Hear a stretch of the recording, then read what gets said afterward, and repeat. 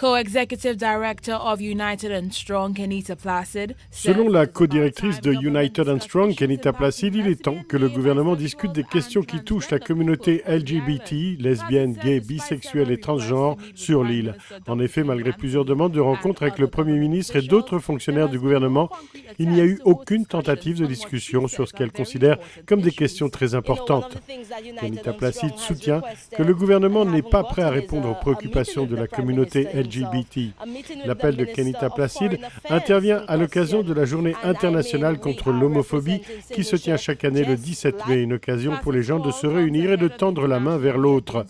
Cette journée vise également à sensibiliser à l'homophobie et à la campagne de lutte contre ce phénomène. Selon la directrice de l'association, Sainte-Lucie doit se rallier à la communauté mondiale et aider les personnes à être conscientes des questions auxquelles la communauté LGBT est confrontée.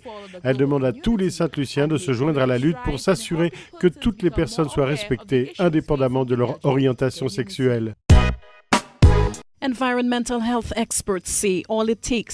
l'on en croit les experts en santé environnementale, il ne faut que 4 jours pour que l'eau stagnante devienne un terreau idéal pour les moustiques.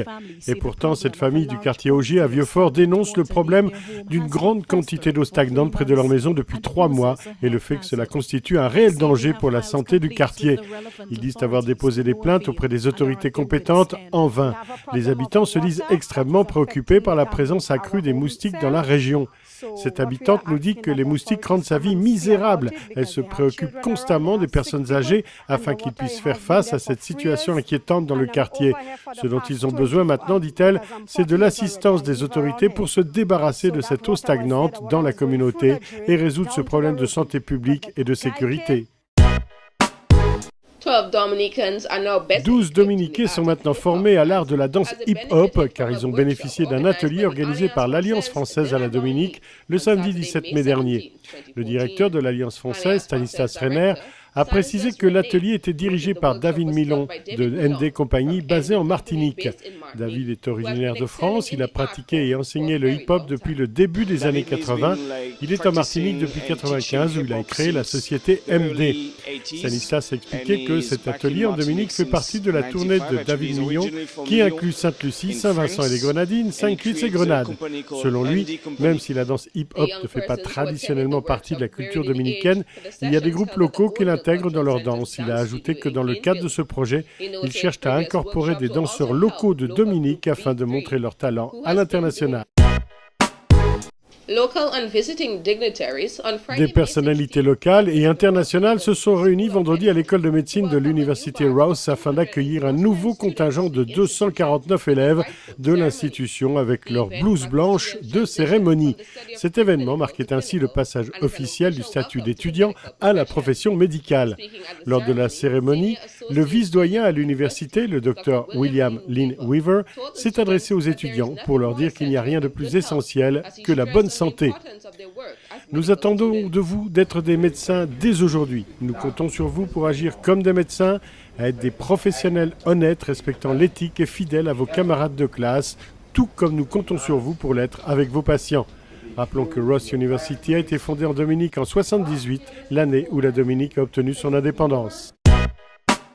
La Discover Dominica Authority a fait un nouveau pas vers son objectif d'attirer 90 000 visiteurs séjournant en Dominique en 2015.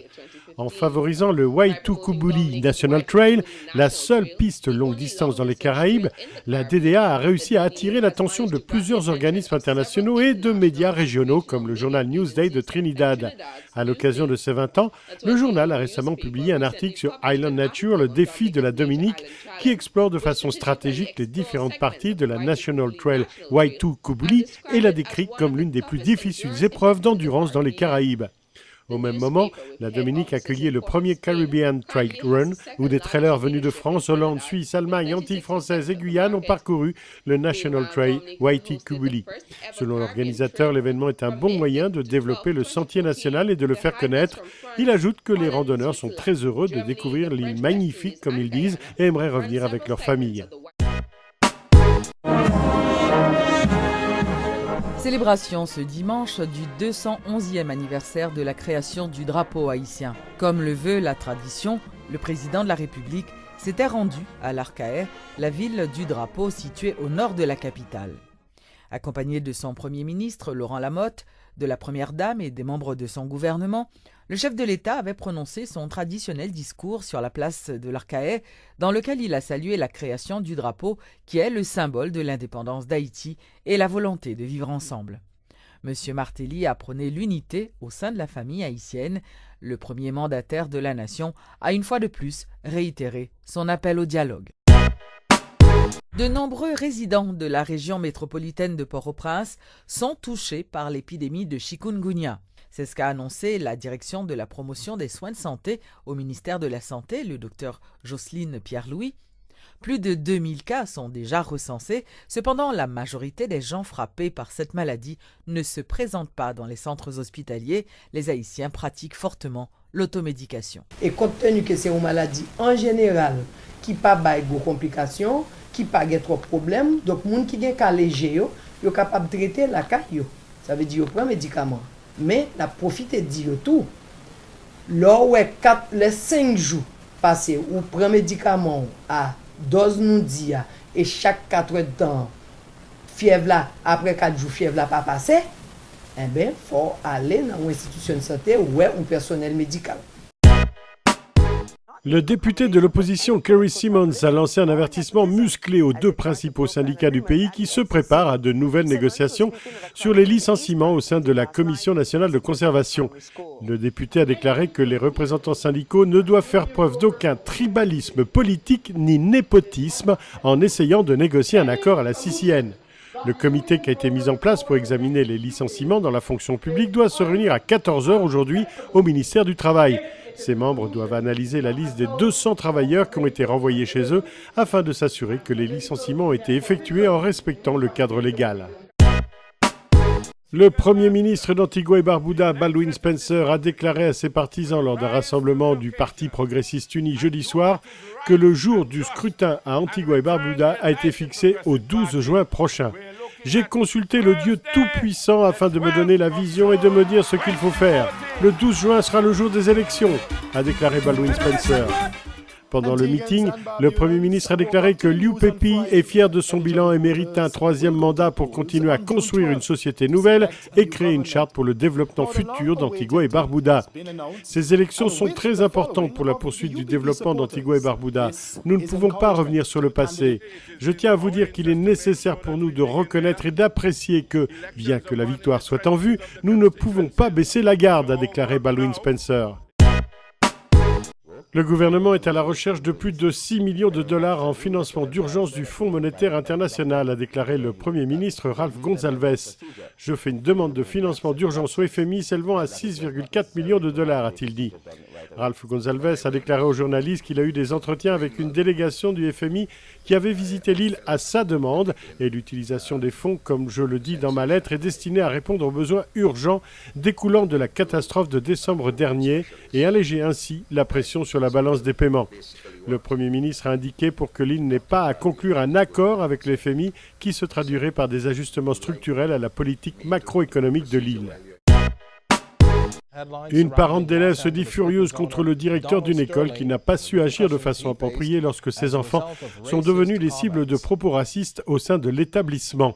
Shavaz Kassar, la mère de 2 enfants de 4 et 6 ans, avait déclaré début janvier que ses enfants avaient fait l'objet d'insultes racistes à au moins 4 reprises au sein de Tamberley School, là où sont scolarisés les enfants. Madame Kassar déclare que son fils s'est entendu dire par un garçon de race blanche et de nationalité étrangère que les garçons bruns n'étaient pas autorisés à jouer au football avec les autres enfants sur le terrain. Elle a immédiatement appelé le directeur et mis en place un rendez-vous pour lui parler de la politique multiculturelle de l'école, mais la réunion et les conversations ultérieures sont restées vaines. En fait, plutôt que de remédier à la situation, le directeur lui a suggéré d'emmener ses enfants hors de l'école si elle n'était pas satisfaite de la façon dont l'école fonctionnait. Madame Kassar a écrit au ministère de l'Éducation ainsi qu'au ministère de l'Immigration pour exprimer ses inquiétudes. Nous venons d'apprendre en dernière minute que le directeur de l'école a dû démissionner. Le Sénat a commencé à examiner une série de réformes du système de retraite, une première étape dans le processus. Le gouverneur John DeJong Jr. a présenté en mars dernier des recommandations formulées par le groupe de travail sur la réforme des retraites. Ce groupe de travail, constitué en 2012, afin de proposer des mesures visant à prévenir l'effondrement du système de retraite qui présente un passif non capitalisé de 1,8 milliard de dollars et devrait devenir totalement insolvable dans environ 9 ans, sauf si des changements importants sont apportés. Leonard Smollett, représentant des avocats pour la préservation du système de retraite, a déclaré « Pendant des décennies, nous avons mis en garde le public contre la faillite possible du système, mais nos dirigeants n'ont pas pris les mesures nécessaires pour remettre le système sur une base financière solide. » Premier ministre Alden McLaughlin a annoncé que son administration ne cherche pas seulement à découper les services gouvernementaux pour les confier au secteur privé, mais aussi à mettre en place un système mixte entre public et privé. L'objectif est de réduire les dépenses. Ça va être un combat pour l'avenir parce que les mesures qui ont été prises dans le passé, à mon avis, sont largement insoutenables à long terme car il s'agit de la gestion de postes vacants qui ne permettent pas de diminuer les coûts de fonctionnement, a déclaré le Premier ministre. Selon lui, cette politique doit concerner tous les aspects de l'administration à l'exception du pouvoir judiciaire. Et je m'attends à ce que certains secteurs soient exclusivement cantonnés au secteur privé, avec la fusion de certains services, a déclaré M. McLaughlin. Jan Kees Martin, le chef de division du département occidental du Fonds monétaire international, a exprimé sa satisfaction suite à la visite de l'agroparc de Sainte-Catherine. Nous sommes impressionnés et heureux de voir ce qui se passe ici, a-t-il dit. Il est important que des initiatives comme l'agroparc, qui créent des liens entre la production agricole et le tourisme, se déroulent alors que le pays travaille au resserrement de ses finances publiques. Le chef de division a ajouté que les agroparcs font partie de la stratégie globale que le gouvernement met en place et que le FMI soutient. Cette tournée est effectuée dans le cadre de l'examen trimestriel du FMI. Le ministre de l'Agriculture et la Pêche a expliqué à l'équipe du FMI le concept des agroparcs et les dispositions qui ont été mises en place par le ministère pour faciliter la production, y compris la construction de routes, de systèmes d'irrigation et de drainage. Un garçon de 14 ans a voté avec succès lors des élections internes du mouvement national PNM, a dénoncé la Team Penny, l'équipe de Penelope Bakers-Robinson, qui a ainsi lancé une plainte officielle à propos de cette situation, décrite comme une infraction flagrante. C'est l'une des nombreuses irrégularités de vote que la Team Penny prétend avoir dénombrées dans le premier One Man, One Vote lors des élections internes du PNM, afin de désigner le prochain chef du parti, objet d'une bataille âpre entre le chef de l'opposition, Keith Rowley, et Penelope Bakers-Robinson. En outre, la Team Penny a affirmé que les noms de nombreux électeurs potentiels étaient absents des listes électorales. Le ministre de l'Éducation dénonce la pression à laquelle les élèves sont soumis lors des périodes d'examen qui peuvent déboucher pour certains cas ultimes jusqu'au suicide. Il y a quelque temps, le ministère de l'Éducation a fait un pas dans la bonne direction en interdisant les leçons supplémentaires dans les écoles. Mais le plan a été déjoué par ces enseignants qui ont trouvé d'autres locaux afin d'exercer leur métier. Mais pire que cela, il y a, selon le ministre, certaines personnes qui s'érigent en demi-dieux ou des experts de leçons et vous donnent l'impression que votre enfant ne passera jamais ou que c'est la seule façon d'obtenir votre premier choix d'orientation, s'attaquant ainsi à des parents inquiets. Ces cours rassemblent des dizaines d'enfants dans une classe les samedis et dimanches et trompent les parents qui pensent que leurs enfants reçoivent ainsi une attention individuelle alors que c'est impossible. Un groupe de travail spécial El Niño est déjà en place pour surveiller et planifier des actions afin de réduire tout impact négatif du phénomène sur la production agricole. Le Conseil du développement du riz du Guyana est l'un des nombreux organismes qui composent ce corps récemment créé. Au cours de la première réunion, les discussions étaient centrées sur l'utilisation adéquate de l'eau par les agriculteurs. Le ministre de l'Agriculture est convaincu que le nécessaire a ainsi été fait pour surveiller et mettre des systèmes en place afin de s'assurer que les cultures de riz ne soient pas perdues cette fois-ci. Se basant sur les études, le ministre a déclaré qu'il y a maintenant plus de 65% de probabilité que le Guyana connaisse des conditions habituellement provoquées par El Niño au cours des mois de juin, juillet et août. Les forces armées ont entamé l'opération Agatha 8 tout le long de la frontière brésilienne avec 10 pays d'Amérique du Sud, l'équivalent de 16 886 km. Cette année, l'opération regroupe 30 000 soldats de la marine, de l'armée de terre et des forces aériennes. Agatha 8 étant la plus grande mobilisation de l'État entre l'Oyapock et le Chuy. L'opération s'inscrit dans le cadre du plan stratégique de la frontière créé par la présidente Dilma Rousseff en juin 2011. Avant le déclenchement de l'opération, le gouvernement brésilien a contacté les pays voisins pour les informer des déplacements de son armée. Agatha 8 arrive à la veille de la Coupe du Monde qui se tiendra dans 12 villes dans toutes les régions du pays. Les troupes disposeront de bases de commandement militaire, entre autres à Manaus, Campo Grande et Belém. Les nouvelles sanctions envers la Russie imposées par l'Union européenne et les États-Unis manquent de sens commun. C'est ce qu'a affirmé le ministre des Relations étrangères russe pendant une réunion avec son homologue cubain à La Havane. De plus, Sergueï Lavrov a souligné que la crise ukrainienne a été provoquée par le coup d'État appuyé par l'Occident. Pendant sa visite officielle à Cuba, le ministre des Affaires étrangères russe, Sergueï Lavrov, a affirmé qu'il est inacceptable que les États-Unis poursuivent l'embargo contre Cuba. Il a rappelé que la majorité des nations membres de l'Union européenne s'opposent à cet embargo. Il a aussi souligné que la Russie, tout comme Cuba, a rejeté l'application des sanctions, y compris celles que les États-Unis et l'Union européenne ont appliquées envers elle par rapport à la crise ukrainienne. Le ministre a aussi ajouté que certaines nations essaient de tenir d'autres pays responsables de leurs propres péchés. Le premier tour des négociations entre Cuba et l'Union européenne pour normaliser leurs relations a été conclu. Les réunions ont eu lieu à La Havane à huis clos et au terme de celle-ci, un protocole a été signé pour coordonner l'organisation des négociations suivantes. La fin du forum devra signifier la révision de la politique que menait l'Union européenne envers Cuba depuis 1986. Cette posture, connue comme position commune, conditionnait l'île à changer des positions politiques internes précises pour avoir des relations diplomatiques avec l'Union. Les États-Unis perdent ainsi peu à peu leurs alliés dans leur embargo contre Cuba, alors que l'économie jouera un rôle important dans les réunions puisque l'Europe cherche et a besoin de nouvelles destinations pour investir. Combien vous coûte l'électricité ? 200 pesos. Je lave, j'écoute de la musique, tout se passe bien. C'est ainsi que s'exprime Rosa Maria sur ce nouveau système. Il lui permet d'avoir de la lumière pendant 24 heures en utilisant le système prépayé d'énergie électrique en accord avec son budget. Moi, je mets 500 pesos et ça me dure. Il me manque 6 jours pour atteindre le mois. Le système prépayé, c'est quand le client paie l'établissement et achète l'énergie électrique à l'aide d'une carte, de la même façon que l'on recharge un téléphone portable. Cette méthode, employée par la Corporation dominicaine d'entreprises électriques d'État, est destinée à économiser plus d'énergie, mais aussi à éviter le vol.